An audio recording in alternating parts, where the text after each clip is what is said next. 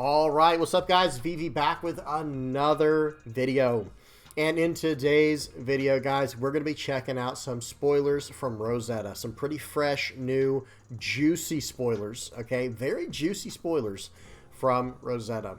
Now, as usual, guys, I'll have everything time-stamped down in the general description of the video or any kind of relevant links down in the comment section. And if you guys have any comments, questions, or suggestions, please do not be shy.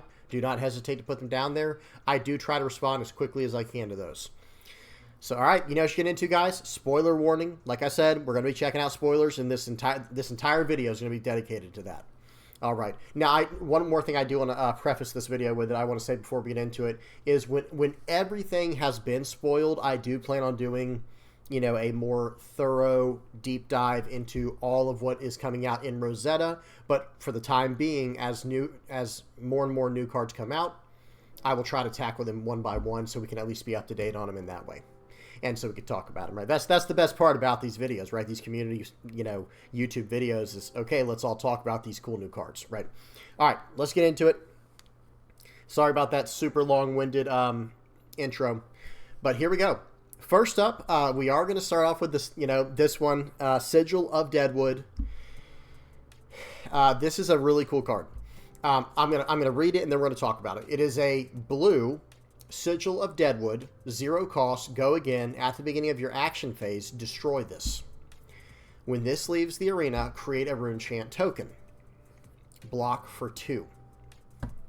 So that is the only thing that hurts me about this card. I think this card's awesome. Okay, do not misunderstand me. This is an aura, so this should be searchable with Sonata Galaxia, right? Let me hang on one second, guys. I'm pretty sure. Oh, don't look at those yet. Don't look at those. Let me see something real quick, guys. Sonata Galaxia. Yeah, this is searching up any card with an aura, right? Any Runeblade aura. Okay, so look at what we can we can snag this. Where did it go? Here it is. We can snag this card with Sonata Galaxia later in the game. It's not like the greatest target or anything like that. But the point is, it is something we can do. There's a lot of things going on. Okay, let me say it like this. I like that this card is an aura. I like that it is a 0 cost go again to start our turn off, especially as Viserai. I am sorry to all the players who want me to talk more about Florian and Aurora. I will talk a little bit about them, but of course I'm more focused on Viserai. Okay? Especially, like I said, with the more generic, just straight up Runeblade actions, of course my focus will be on Viserai, okay? But I will try to also reference the others. But as far as Viserai goes, this card is extremely solid for starting your turn off. It is a 0 cost go again. It pitches for blue as well, which is not irrelevant, right? That is actually very relevant. So it's a 0 cost go again. So now my hero's effect is turned on. So now, whatever Runeblade actions I play after this, I'm going to be getting Rune Chants on Rune Chants on Rune Chants. However, all that to say, however, the block for 2 is the only thing that kind of hurts me about this card, because I don't see this card as being overly broken or anything if it was a 0 cost that blocks for 3, because this only generates a single Rune Chant, right? And it's not this turn, it's on the following turn. It will be at the beginning of your action phase, you can destroy this. Again, I'm not saying this is a bad card. Please don't misunderstand me. I know someone's ready to just jump on me just for disagreeing with how a card was developed or printed. And I'm sure they did it as a block 3 for balance purposes. But all I'm trying to say is I don't think it would have broke the game if this was a 3 block. That's all I'm going to say. I'm also very sad that, well, okay, let me say this. This is just the blue version of Sigil of Deadwood. Will there be others? I don't know. I don't know if there will be like a blue version, a yellow, and a red version. Because theoretically, if this is the blue version, the yellow version would be able to create 2 Rune Chants, and then the red version would be able to create 3 Rune Chants. Now, if that is the case, then I'm okay with it being a block 2. But if this is only a blue card, like if it's not available in any other colors, again, we don't know yet, right? Because if you guys look at the spoilers here, this is all we see. Okay, this, you know, we only see the one sigil. We're going to look at some other sigils as well in a minute. Yeah, hold your horses. Hold your horses. But let me see something real quick. If we take off the show placeholders, all right, now this might bring it into, you know, more of a perspective here. Okay, where did it go? I just totally lost it. Okay, it's right here. All right, so the cards before it, This is 161, so there are potentially Oh gosh, I was not prepared to do math here, but it's like 100 cards, or 50 cards, excuse me, not 100. There's like 50 cards that are still between Sigil of Deadwood and Fry here. Fry being the card number 94, and then there's 95 through 160. Okay, so that is 55 cards. I did it. We got there. So there are 55 cards in between Fry and Sigil of Deadwood. And here's all I'm going to say. If this is a blue, yellow, and red card eventually, like if there's 3 different colors for it, 3 different types of it, then I'm okay with it being a 2 cost, because then it's sort of like it's like a Mauveron Skies, but with a, it's more of an investment version of Mauveron Skies, and I really, really like this card if that's the case. But if it is only available in blue, which I'm not saying it is, again, we're just trying to, we're using the information we have available to us, right? That's all we're trying to do is use that information. If it's only available in blue, then I think this should have also been a block 3, which I guess does kind of, like I said, just thinking from a balance standpoint, maybe that does give us a hint that, hint, hint, this is a blue, a yellow, and a red. We'll see. We'll have to see what happens. Okay. Now, let me, whoops, it's not, what's going on? There we go. Now, very excited for this card. Now, I will just at least mention it as far as like Florian goes and Aurora. In Florian, okay, imagine if in Florian, if we have 8 or more cards in our advantage zone, we're gonna be able to get quite a bit of rune chance from this over the course of the game. Especially, like I said, if there is a red version of this, imagine starting your turn off with a quick 4 rune chance, right? And one more thing I do want to mention, I almost completely forgot, and I know someone would have jumped on me for this, but this happens at the beginning of your action phase, and then does this. So like I said, if there's a yellow and a blue version that could create like up to 3 at the beginning of your action phase, I believe that will immediately turn on a card like, let's find it real quick, it is Gloomveil, and any other cards that might come out like Gloomveil in the future, who knows. Yeah, this says, if you have played or created 1 or more auras this turn, go again, right? Just right off the bat. And the nice thing about that, another nice thing about it, is you are playing an aura by playing out that the card, I can't remember its name now. Let's go back to it here. Whoops, not that one. The Sigil of Deadwood. So that's an aura as well. So just by playing this card out and then slapping down a Gloomveil, boom, there's 2 right there, right? Because you played this aura, and then you created another aura by playing a second card. This should be very nice. Okay, that's all I'm going to say. This card looks excellent. I cannot wait to use this card. Tons and tons of utility. I know I did not go over all of it. If you can think of another incredible version of utility that Sigil of Deadwood unlocks for Rune Blades, please put it in the comment section below, because of course I've got this thing. This thing is like right in my sights for Viserai. I'm telling you right now, for Viserai, I'm locked in on it. What else? Not a whole lot to say about Aurora with this one, because she's more, I feel like she is a Rune Blade, but just looking at how her card is printed with these embodiment of lightnings and activate this only if you played a lightning card this turn. And even her Starfall, if you've played lightning cards this turn, I feel like, yes, she will obviously be able to benefit from the Runeblade stuff because she's an elemental Runeblade hero, but she seems like she's more geared into lightning. Whereas Florian, yes, obviously he's also geared more into Earth, but it's like, I feel like his effect will benefit more from Rune Chance. That's probably how I should have said that. We have to see what more support comes out, but it seems like Florian will benefit more from Rune Chance, whereas Aurora will benefit more from lightning damage. Cards like, was this one of them? Yeah, this is a Runeblade action lightning instant. Look at this, guys. The next time an attack you control hits a hero this turn, deal 4 arcane damage to them, go again. Deal 1 arcane damage to any target. So, like, there's, in my mind, I'm wondering if there's going to be a way to cheat something like this out with something like the boots. Y'all give me just a second. I'm sorry, guys. What are the boots called? Creepers. The Spellbound Creepers. Oops, is it going to go? There you go. Once per turn instant, pay 1, put a bind counter on Spellbound Creepers. You may play your next non-attack action card this turn as though it were an instant. Activate this ability only if you have attacked or defended with an attack action card this turn. At the beginning of your end phase, destroy Spellbound Creepers unless you have dealt arcane damage this turn equal to or greater than the number of bind counters on this. So I wonder if you attack, let me read this card again now. Sorry, guys. We're just trying to think outside the box. The next time an attack you control hits a hero. So will you be able to do that on the stack? Because like, let me just say this. Like, say you're attacking. Okay, let's just say we did Swarming Gloomveil. Just for the sake of this. We played that out, and then they didn't block. They chose not to block, and then and let's say we've already fully satisfied the Spellbound Creepers. Would we be able to cheat this card out, play it as an instant, and then the next time an attack you control hits a hero this turn, deals 4 arcane damage to them, go again, and do that before they actually, the damage resolves in like a reaction step? I don't know. That could be interesting. Y'all tell me what y'all think. Am I onto something there? Can that happen? Like I've said before, Spellbound Creepers just gives me a headache. I really do like technical ruling, so don't misunderstand what I'm saying. I absolutely love the fact that that card is that complicated. But like when I see this, I'm like, wait a minute. So can you do this? And I think there might be something there. Y'all tell me what you think in the comment section below.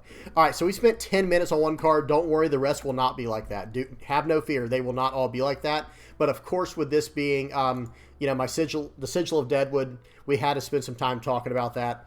A lot of cool stuff going on there. Cannot wait to mess around with this card. Okay, we're also going to look at some cards down here, but hang on, let me before I forget about this one.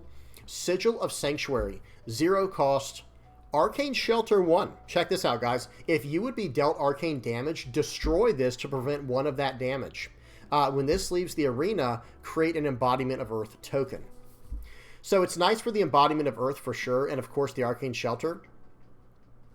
But theoretically, like in my mind, I'm thinking like, okay, I'd rather pitch for 3 and like block up to 3 arcane shots. You know what I mean?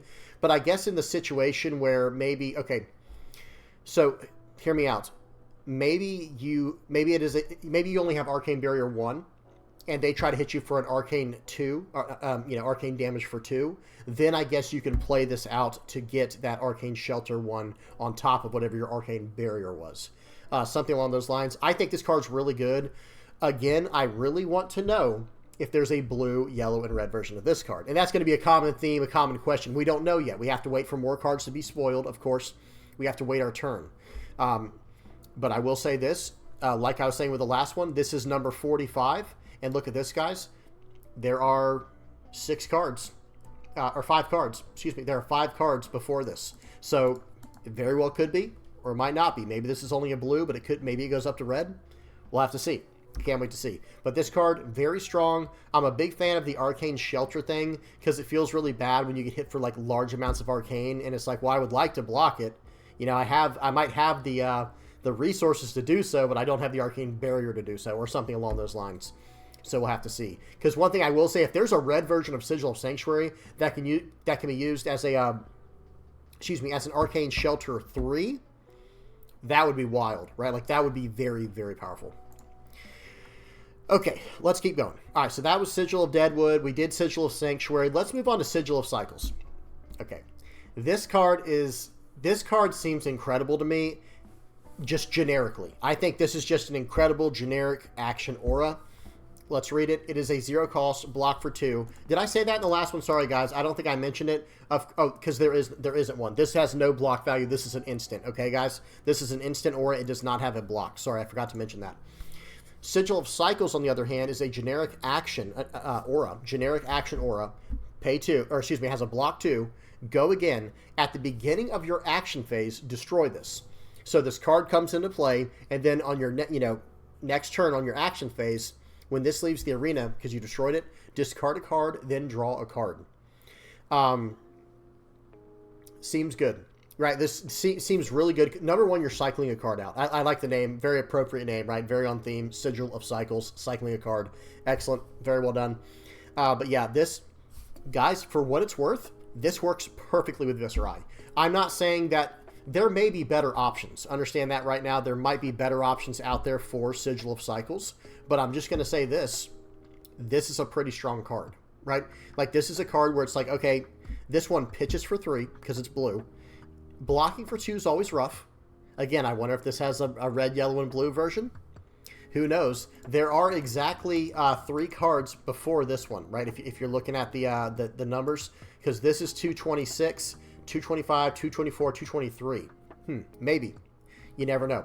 You never know. And it does look, for those who are wondering, it looks like the blue is the last card in the set, because of a 3 different colors. Because for Fry, it's red, yellow, blue being the highest number, right?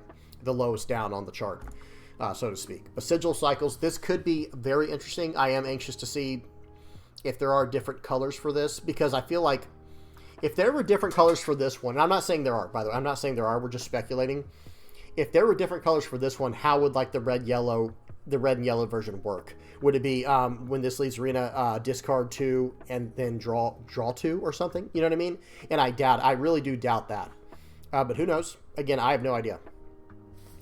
As far as the card goes itself, I think it's very strong. It enables our leader effect if we're running Viserai, because it's like, okay, play this, now go again, and now we played an aura and created an aura. Okay, so again, going back to the Swarming Gloomveil idea, we're already on 2, right? We're already on the second one there. So that is very, very powerful for everything moving forward. And then when this leaves the arena, we'll discard a card and draw a card. Just cycling a card like that, filling up our trash if needed, you know, or our discard or our graveyard. Really, really good potential here. Very strong potential. And one thing that me and a local friend goes by the name Rabbit. Okay, we're just gonna call him, you know, my buddy Rabbit. He's the one that he was telling me. Okay, I'm not a brute player, but he was like, hey, this card in Rhinar goes crazy. And I was like, Rhinar. What is that card again? No, I'm just kidding. But so Rhinar, you know, does not compute. But check this out, guys. Right away, whoops, Rhinar Reckless Rampage. Whenever you discard a card with 6 or more during your action phase, whenever you discard a card with 6 or more attack during your action phase, Intimidate.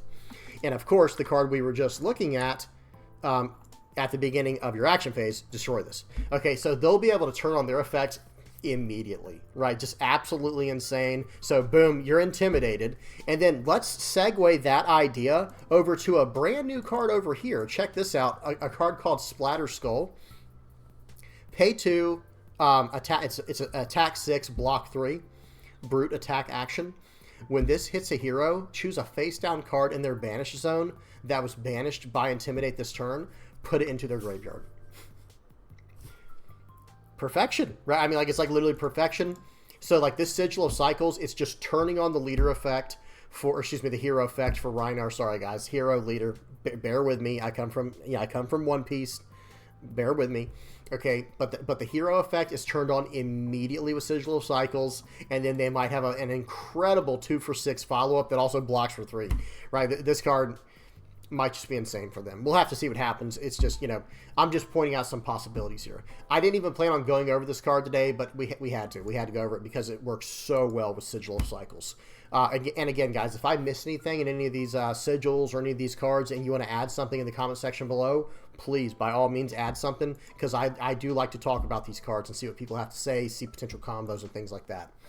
All right, let's pick up the pace a little bit here, because I do have like 3 or 4 more cards I want to go over. Sigil of Fyendal. This is 0 cost, go again to generic action aura. But check this out.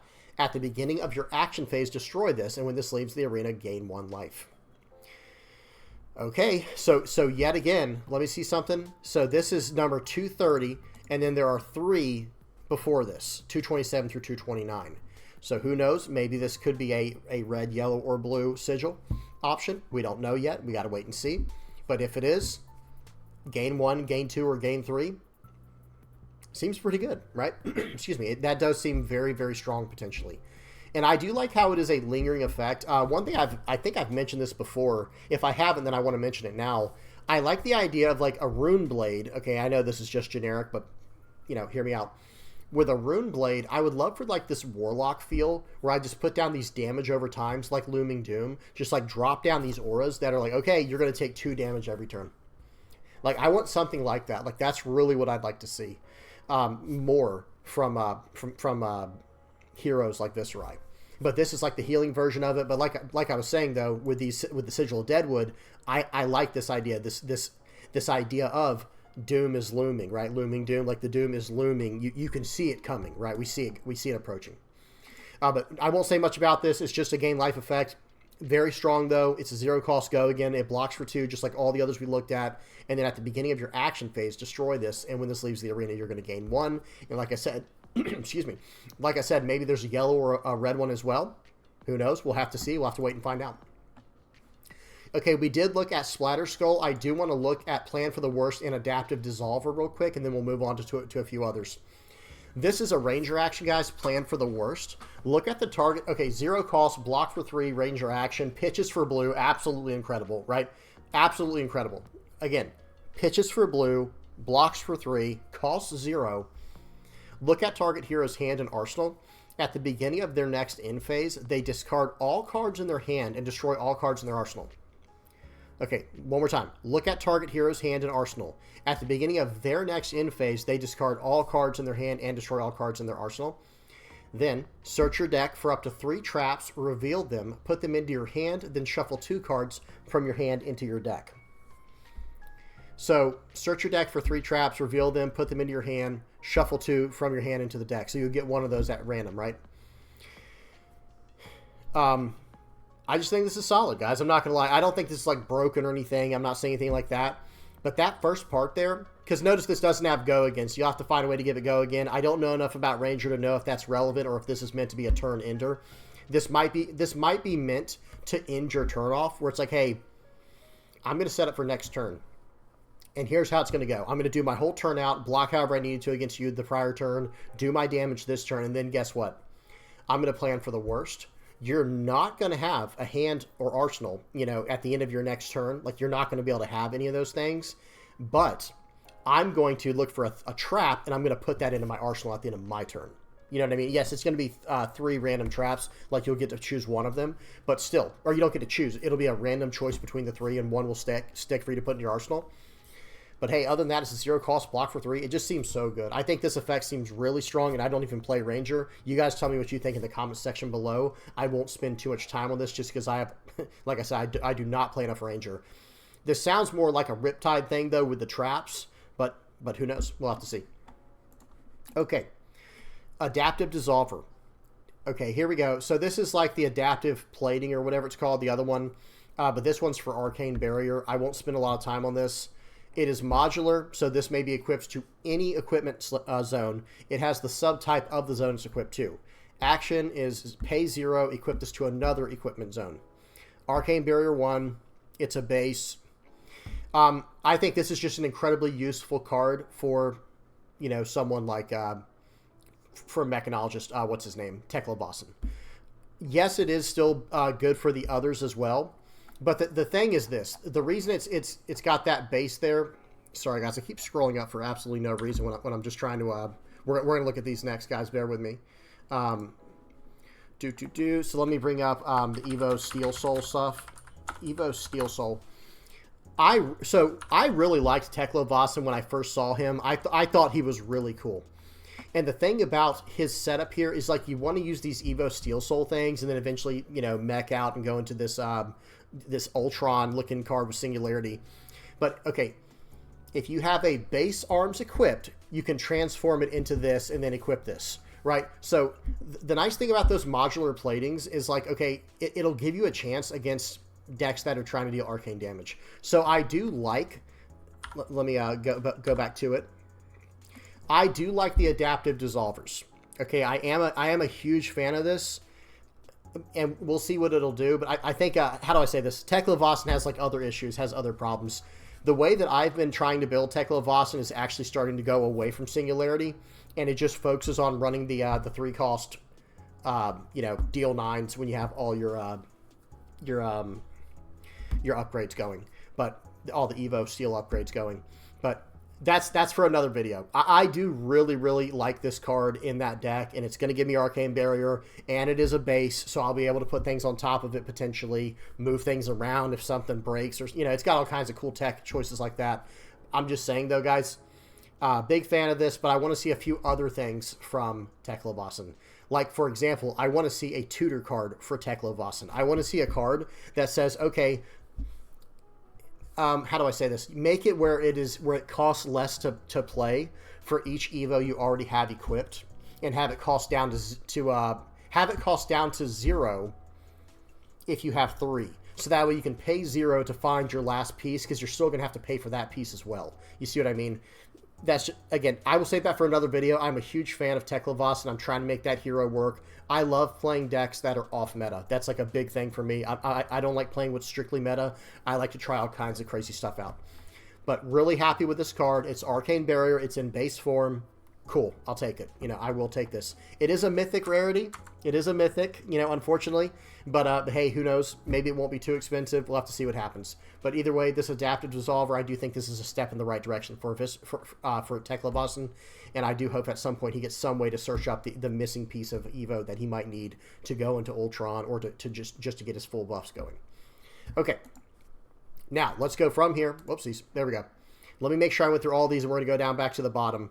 Okay, yeah, we've gone through all this stuff. This is stuff I've already kind of talked about or looked over.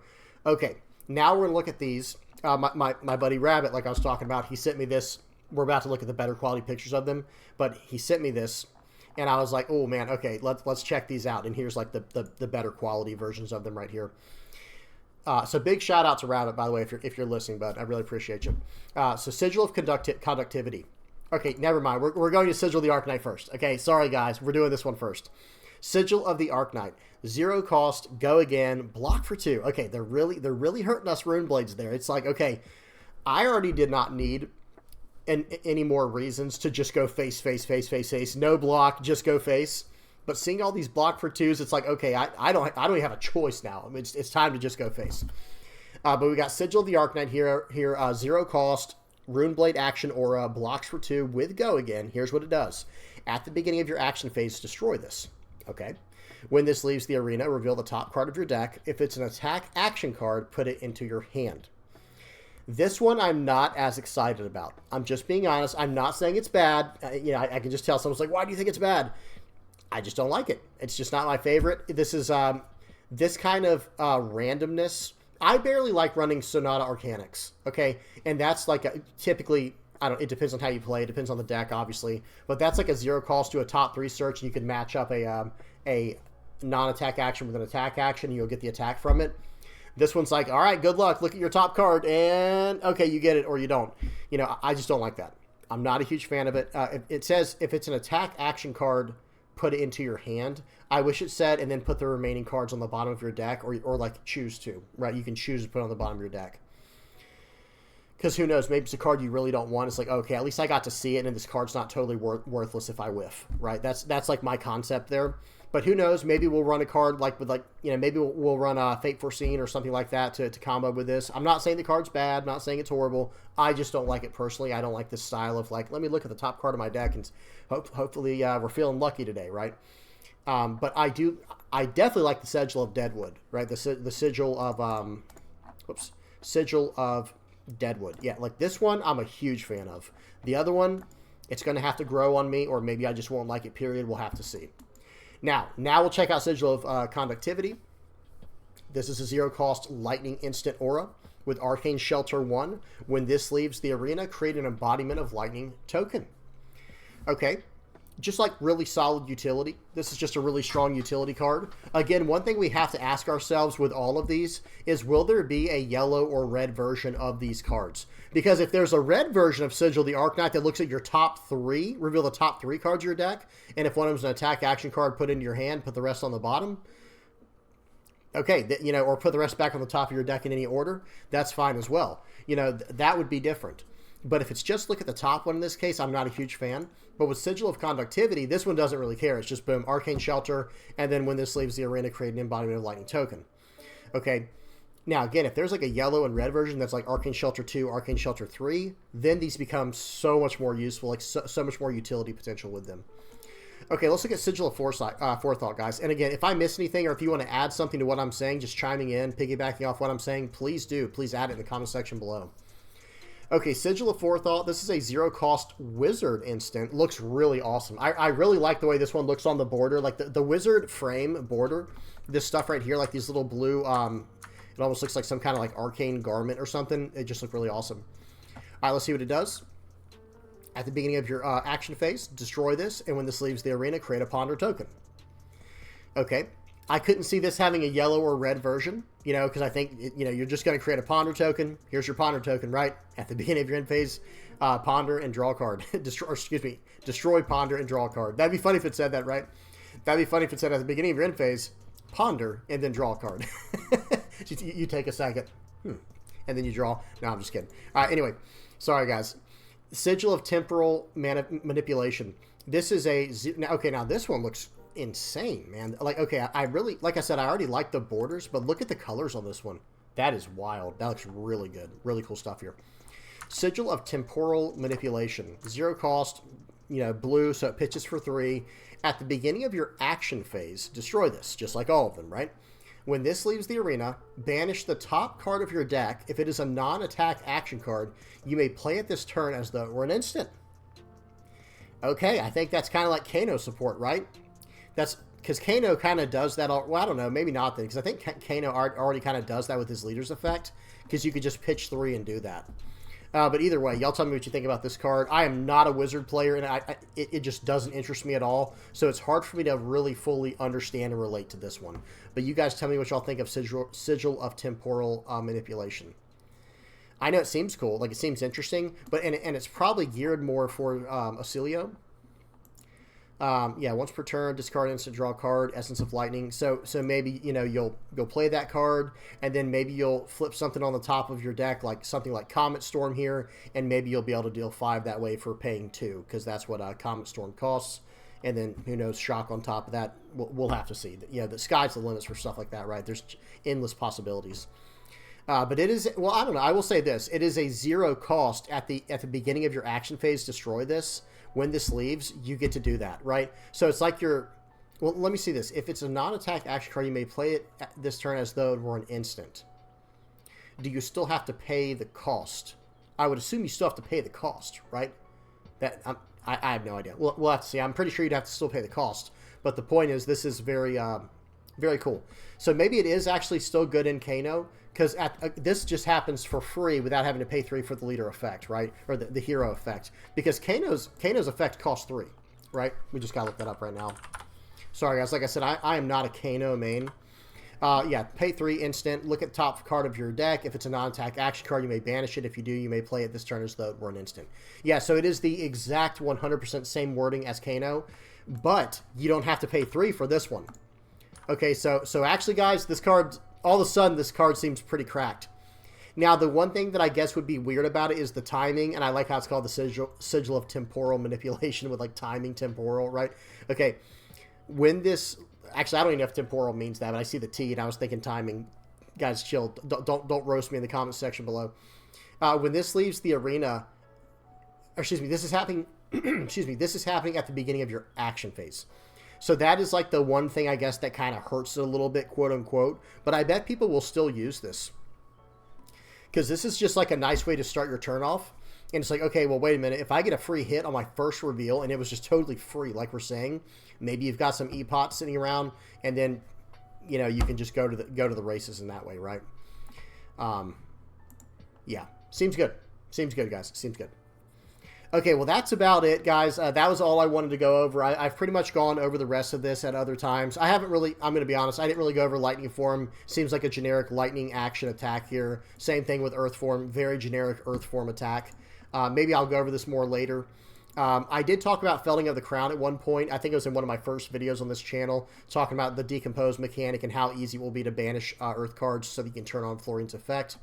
But I will say this, guys. This Felling of the Crown card here, this is potentially like a 3 cost deal 8, and it blocks for 3. Like, that seems pretty good to me. And the picture's awesome. The picture's just amazing. But yeah. All right, well, that's it, guys. Let me go ahead and leave it off with the Sigil of the Deadwood up.